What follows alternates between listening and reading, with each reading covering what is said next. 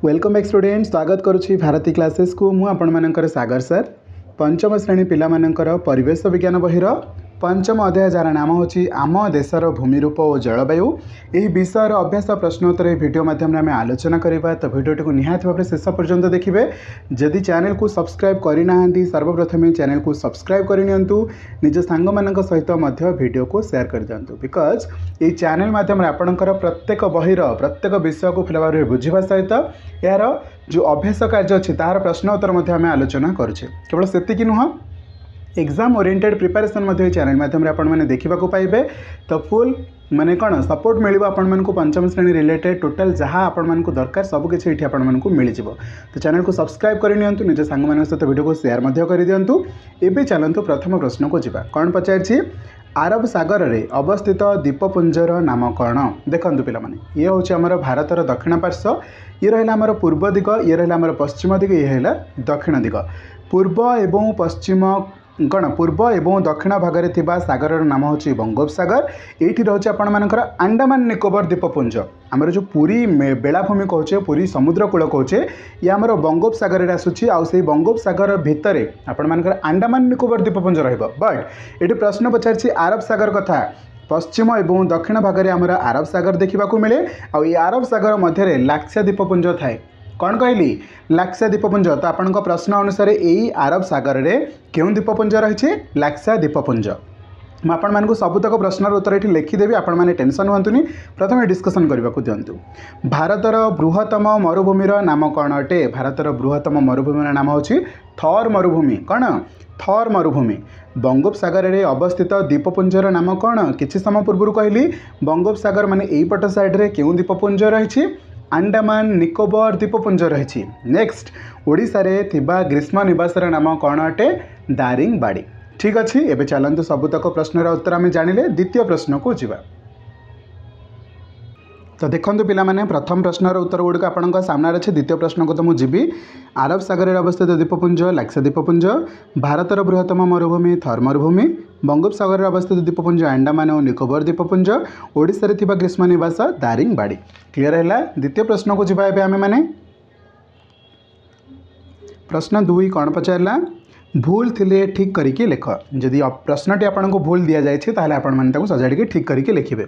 दुई धाड़ी पर्वत मध्य जो समतल भूमि देखा जाए ताहाकू मरुभूमि कहुए। दुई धाड़ी पर्वत मध्य जो समतल भूमि देखा जाए ताको आमे पार्वत्य उपत्यका कहुए। कौन कहे? पार्वत्य उपत्यका। मरुभूमि हेनी पिला माने, पार्वत्य उपत्यका कहुए। द्वितीय प्रश्न, गंगा नदी पश्चिम घाट पर्वतमालू बाहरी यह वर्ष सारा जलपूर्ण थाए।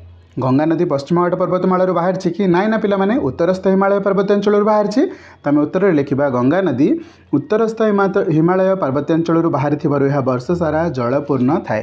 क्लियर अच्छी। परवर्ती प्रश्न, भारतर दक्षिण अंचल में मरुभूमि देखा जाए। मरुभूमि आमर राजस्थान साइड रे रोचे। तो यहाँ आम दक्षिण भागे रोनी, बिल्कुल यहाँ आम पश्चिम भागे रोचे।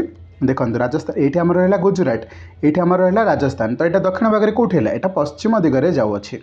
ओके। तो आम लिखा भारतर पश्चिम अंचल में मरुभूमि देखा जाए। क्लियर अच्छे। एवं 3 नंबर प्रश्न को चलतु। प्रश्न 3 कौन पचार? क स्तंभ में केतेक रंगर नाम लिखा जाइए। ख स्तंभ में भूमिरूपर नाम लिखा जाइए। भूमिरूप सह संपर्कित रंग को जोग करंतु। तो चलतु बढ़िया प्रश्नटी, इजी प्रश्नटी अच्छी। सबुज रंग क्यों भूमिरूप सहित रोचे ना? समतल भूमि सहित रहुअछि। क्लियर है? देन हलदिया रंग जोटा जो आम गार पकई सारी आपण मैंने बिल्कुल भी कन्फ्यूज्ड हेनी। हलदिया रंग क्यों ना? मरुभूमि पाई। ठीक अच्छे। गाढ़ बादामी रंग यहाँ अलग गोटे कलर नहीं जावा। गाढ़ बादामी रंग क्यों ना? उच्च भूमि पाई। नेक्स्ट नील रंग जलभाग पाई। देन फिका बादामी रंग यहाँ आमर माल भूमि पाई रोचे। क्लियर अच्छी। तो आपण मान सब प्रश्नर उत्तर आपण सामने रहा। आपण नोट खाते निजे लिखिपारे। एबे चलतु 4 नंबर प्रश्न को जीवा। प्रश्न 4 कौन पचार? शून्य स्थान पूरण करंतु। प्रश्न पचार शून्य स्थान पूरण करने महानदी डैश पर्वत श्रेणी बाहरी अच्छी महानदी पश्चिम घाट पर्वत श्रेणी बाहरी अच्छी। द्वितीय प्रश्न पश्चिम घाट पर्वतमाला केउं अंचल अवस्थित अटे पश्चिम घाट पर्वतमाला मालभूमि अंचल अवस्थित अटे। उत्तरस्थ थर मरुभूमि क्यों राज्य अवस्थित ऑब्वियसली एटा राजस्थान भितर अवस्थित तो थर मरुभूमि राजस्थान मध्य अवस्थित। सुमेरु अंचल गोलार्धर उपरी भागरे बा उत्तर गोलार्धर सभा उपर यहाँ को आम कहे सुमेरु अंचल। ओके ये सुमेरु अंचल डैश वायु प्रवाहित होता है अत्यधिक शीतल वायु प्रवाहित होता है। ताप्ती नदी केउं सागर में पड़ी ताप्ती नदी आपण मैंने गुजरात रे देखा पाइबे। देखंतु ये जदि आमर भारतर मानचित्र रहिबो एठी गुजरात रे आमर ताप्ती नदी देखा मिली थाए तो यहाँ डेफिनेटली अरब सागर को ही पड़ो। तो ताप्ती नदी डैश सागर में पड़ी अरब सागर में पड़ी अच्छी। छोट नागपुर मालभूमिर भूमिरूप डैश अटे यह उच्च और पहाड़िया अटे।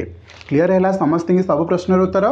एवं 5 नंबर प्रश्न को जीवा कौन पचारा 5 नंबर प्रश्न देखंतु निम्न प्रश्न गुड़िकर उत्तर दियो। पार्वत्य उपत्यका क्या कहुए बढ़िया प्रश्नटे पचार तो चलते उत्तर लिखा। पर्वत गुड़िक मध्य जो छोट बड़ ओसारिया समतल भूमि देखा जाए ताहाकू पार्वत्य उपत्यका कहुए। पार्वत्य उपत्यका माने कौन पर्वतर देखंतु पर्वतर भूभागे बा मूल भागरे जो उपत्यका देखा जाए जो समतल उपत्यका देखा जाए बा छोट बड़ ओसारिया समतल भूमि देखा जाए सेटा को आम कही था पार्वत्य उपत्यका। ख प्रश्न उत्तरस्थ हिमालय पर्वतांचल कहीं बरफावृत थाए। उत्तर में लिखा उत्तरस्थ हिमालय पर्वतांचल समुद्र पतन ठारू बहुत उच्च होइथिबारु एठारे वर्ष सारा प्रबल ठंडा अनुभूत हुए। प्रबल ठंडा जोगु एही पर्वतांचल बरफावृत होई रही थाए। क्लियर है। परवर्ती प्रश्न उत्तरस्थ समतल अंचल अधिकांश लोक कृषि कार्य करी जीविका निर्वाह करती कारण कौन अटे ना हिमालय बाहरी थिबा गंगा जमुना ब्रह्मपुत्र आदि चिरस्रोता नदी उत्तरस्थ समतल अंचल दे प्रवाहित होइथिबारु ए अंचल माटी उर्वर अटे और चाषोपयोगी अटे। तेणु ए अंचल अधिकांश लोक कृषि कार्य करी जीविका निर्वाह करिथांती। क्लियर है। परवर्ती प्रश्न को जीवा। उहाँ प्रश्न दक्षिणस्थ मालभूमि रे क्यों राज्य गुड़िक रही अछि। दक्षिणस्थ मालभूमि रे महाराष्ट्र मध्य प्रदेश छत्तीसगढ़ झारखंड ओडिशा कर्नाटक तमिलनाडु और आंध्र प्रदेश किछि अंश रही अछि। बुझीगला। परवर्ती प्रश्न को जीवा। पश्चिम उपकूलस्थ समतल अंचल केउठारु केउं पर्यंत विस्तृत अटे। पश्चिम उपकूलस्थ समतल अंचल पश्चिम उपकूलस्थ समतल अंचल केरल ठारू गुजरात पर्यंत विस्तृत अटे। कौटू कहे केरल गुजरात पर्यंत। च प्रश्न द्वीपपुंज गुड़िक बास करुवा लोक मैंने मुख्यतः माछ धरी जीविका निर्वाह करती कहीं। द्वीपपुंज जमीक अंडमान निकोबर द्वीपपुंज लाक्सा द्वीपपुंज तो ये लोक मैंने मुख्यतः माछ धरिकी कहीं निजर जीविका निर्वाह करती कारण द्वीपपुंज गुड़िकर माटी समतल हेले मध्य उर्वर नुहे।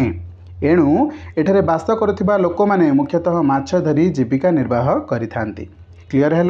तो यही भाव में आपण मानकर पंचम अध्याय जार नाम होची आम देशर भूमिरूप और जलवायु यही विषय सबुतक अभ्यास कार्यर प्रश्नोत्तर गुड़िक आम आलोचना करने एवं आपण मानकर समय आसी जाइए। आपण मैंने चैनल को सब्सक्राइब करिकी वीडियो को निज सांग मान सहित वीडियो को शेयर कर सारिकी कमेंट सेक्शन में जनातु वीडियो भल लगे कि नहीं एंड लाइक करके निहाती भाव में जी जब वीडियो पसंद आसो। तो चलते आज वीडियो को ये वाइंड अप कर बट परवर्ती लेक्चर परवर्ती वीडियो रे क्यों विषय क्वेश्चन आंसर आनी ना क्यों विषय को बुझेबी निहाती भाव में कमेंट सेक्शन में जनइबे। Thank you so much. Video को रही रखिली।